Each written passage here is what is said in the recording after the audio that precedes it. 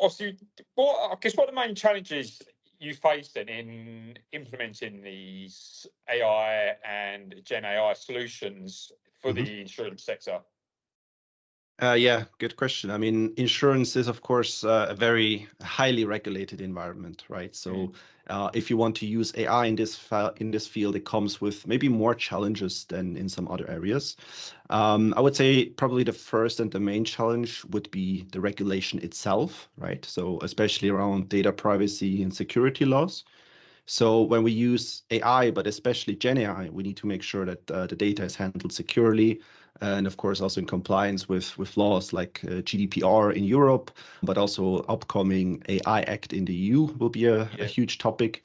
And of course, a large proportion, a large chunk of the data in insurance deals with personal data, with personal information, right? So in some cases also especially sensitive data, like financial data, medical information, etc.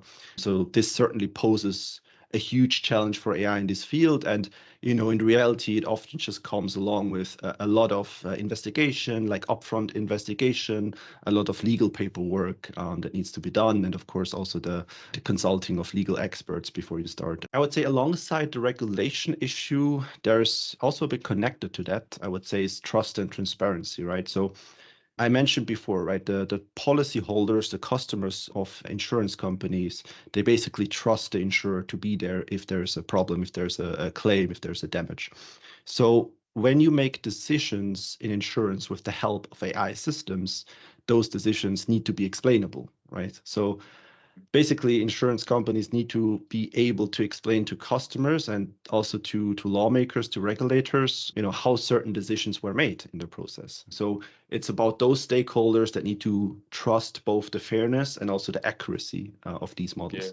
And of course, this is especially important when AI is used for tasks like assessing claims or setting premium levels. So I think the topic of explainability and interpretability in general of AI models, I mean, it has been a big topic, but when it comes to Gen AI and, for example, LLMs, those models tend to be much harder to be, interpretable or explainable. So I think this is a big challenge, but it's also an opportunity, of course, for innovation in this area. Definitely.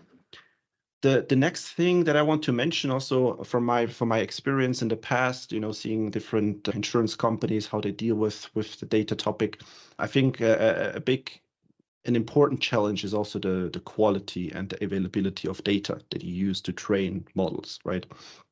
So your listeners probably know, right, AI systems, especially again, Gen AI systems, they require a large amount of high quality data to basically train these models effectively.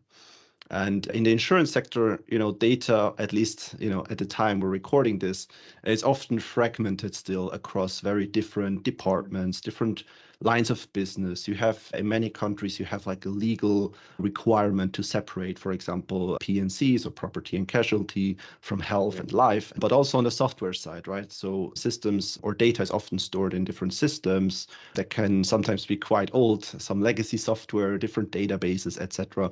So I think it's fair to say that data and insurance in 2024 is still quite fragmented, as I said, and quite, let's say, not harmonized at all. So this makes it quite difficult then, to be available for analytics use cases and to use the data for AI and to train AI models. So I think this is also why we have seen, at least I have observed in the last few years, and I think we'll also continue to see this trend, a larger focus on data engineering as well. So also a larger focus on the role of a data engineer in an AI project. Basically just making sure that the data is available at the time when you need it, in the shape you need it, in the quality that you need it. And maybe the last challenge I would mention is around the skills of the workforce, like a skill gap. So obviously, implementing AI solutions, requires quite a lot of specialized knowledge in data science, machine learning, but also then on the business side in insurance operations, you really need to bring together this expertise. And I would say at the moment there can be quite a significant skill gap in the current workforce in insurance. I would say especially in insurance, because insurance, let's be honest, is not always have the best image in society, right? And I would say it's often maybe a bit misunderstood. So finding good talent in insurance and attracting those experts can be a challenge for insurance companies as well. And I think it should also be mentioned here. Yeah. So yeah, huge potential, I would say, but also quite a number of challenges. Yeah. Yeah, no, I agree. I think obviously insurance did have that bad name. Oh, not bad name, but it's changing now. I mean, it's a booming. Like you said, you've already got the data, so you can see the improvements and make the changes. And then I think also where you touched on sort of data engineering, I think obviously we had the Gen AI boom, but I think it's not really kicked on as everyone thought it would have, because obviously you can create these use cases, but like you said, if you've not got the data, I think most businesses are just not ready for it. Exactly.